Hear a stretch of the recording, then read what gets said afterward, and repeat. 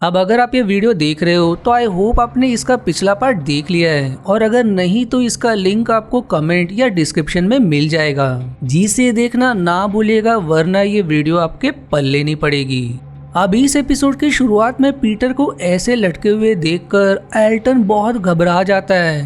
जिसके बाद वहाँ पर माइक आता है जिसे एल्टन सब कुछ बता देता है। फिर सीन इमरजेंसी हॉल की तरफ मुड़ती है, जहाँ एक आदमी भागते हुए आता है और फायर डिपार्टमेंट में हुए आत्महत्या के बारे में सबको बता देता है, जिसे सुन के रॉबी और उनका एक और साथी दोनों फायर डिपार्टमेंट की ओर इन्वेस्टिगेट करने के लिए निकल जाते हैं। वहीं इमरजेंसी हॉल में उर्सुला नाम की एक लेडी माइक को फायर डिपार्टमेंट में हुए आत्महत्या के बारे में बताती है,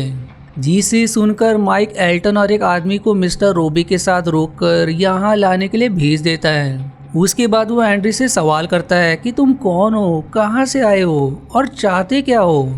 जिस पर एंड्री उनका जवाब ना देते हुए माइक से कहता है कि उसने यूनिवर्सिटी के एग्जाम में चीटिंग की थी, और इसी तरह वो वहीं खड़े एक दूसरे आदमी जैक का भी सीक्रेट रिवील करने लगता है, जिससे जैक को बहुत गुस्सा आ जाता है। इसलिए वो एंड्रू को गोली मार देता है, लेकिन गोली अनजाने में एंड्रू को नहीं माइक को लग जाती है, पर भाग्य से गोली माइक को सिर्फ छू के निकल जाती है। अब इसके बाद हम एल्टन, मिस्टर रॉबी और बाकी लोगों को वापस जेल में आते हुए देखते हैं, और वापस आते ही मिस्टर रॉबी माइक से इन सब के बारे में सवाल करते हैं, जिस पर माइक मुझे खुद कुछ पता नहीं कहकर जवाब देता है।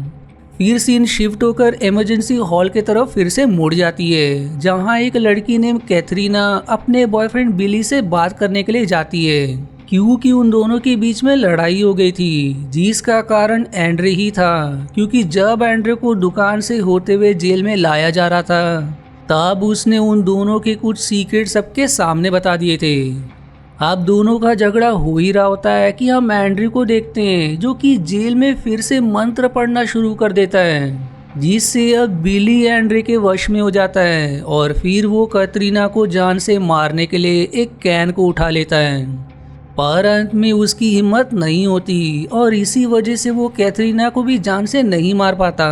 फिर कैथरीना वहां से जाने लगती है कि उसे रास्ते में एंड्री की वही छड़ी दिखाई देती है, जो अब कैथरीना को अपने वश में कर लेती है, और फिर कैथरीना वापस बिली के पास जाकर उसी छड़ी से बिली को मार देती है। अब काफी देर होने के बाद भी जब कैथरीना वापस नहीं आती, तो उसे देखने के लिए एक दूसरी लेडी वहां जाती है, जो बिली को मरा देखकर वहां से भागकर वापस से इमरजेंसी हॉल में आकर सबको बिली के हत्या के बारे में खबर करती है, जो जानने पर उर्सुला और उसके साथ वही लेडी माइक की तरफ निकल पड़ते हैं। वहीं कैथरीना को एक आदमी वहां से उठाकर अंदर ले जाता है। अब यहाँ जेल पहुंचकर उर्सुला को पीटर की मौत के बारे में पता चलता है, जो जानकर वो बहुत दुखी होती है, जिसके बाद वो उन्हें कैथरीना और बिली के बारे में भी बताते हैं। वहीं माइक को भी बताया जाता है कि उनकी पत्नी मॉली उनसे जल्द से जल्द मिलना चाहती है, इसलिए Mike Elton, Jack, mister Robbie और हेनरी को जेल में ही रुकने के लिए कहता है,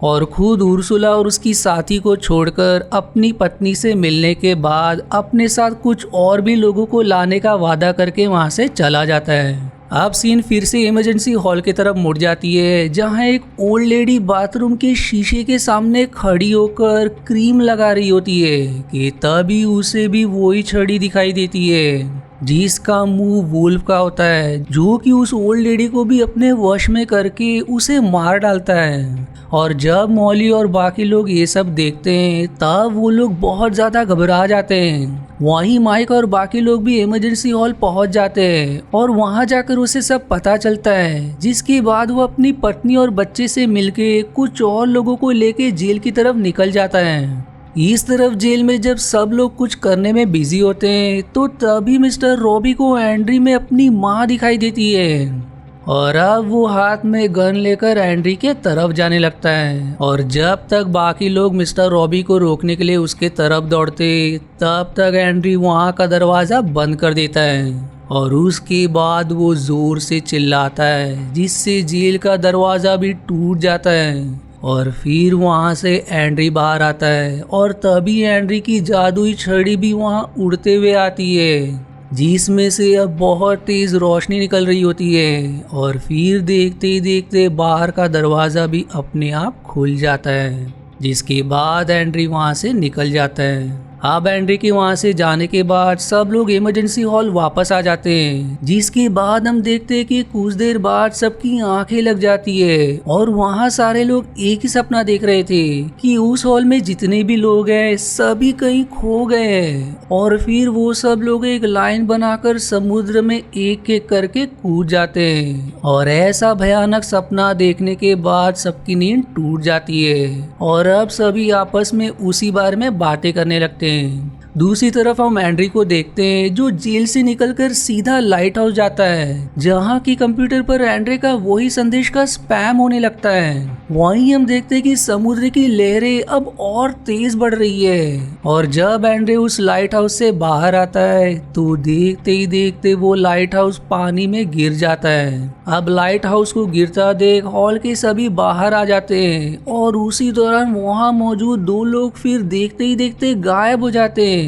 इसलिए माइक तुरंत बाहर आए सभी लोगों को वापस हॉल में भेज देता है और खोए हुए लोगों को ढूंढने के लिए एक टीम बना के निकल जाता है। अब उसके बाद हम सभी छोटे बच्चों को ऊपर के रूम में खेलते हुए देखते हैं और तभी पास में बैठी कैटरीना जोर जोर से रोने लगती है, जिसे बच्चों का ध्यान रखने वाली लेडी वहां से उठकर कैटरीना को चुप कराने लगती है, जिससे सारे बच्चे इधर उधर भाग जाते हैं और तभी एक बंद दरवाजे से एंड्री की आवाज सुनाई देती है जो रैल्फी को पुकार रहा होता है। और फिर रैल्फी उस बंद दरवाजे के पीछे चला जाता है और इसी के साथ ये एपिसोड यहीं अंत हो जाता है। अब अगर आपको इसका अगला पार्ट देखना है तो इसका लिंक या तो आपको कमेंट या डिस्क्रिप्शन में मिल जाएगा, और अगर नहीं तो इसका अगला पार्ट मैं जल्दी पोस्ट करूंगा, इसलिए मेरे चैनल को सब्सक्राइब करना ना भूलेगा ताकि आपसे अगला एपिसोड ना मिस हो। और वहीं अगर आपको मेरी वीडियो जरा भी पसंद आती है तो प्लीज इसे लाइक जरूर करें। और आज के वीडियो में इतना ही।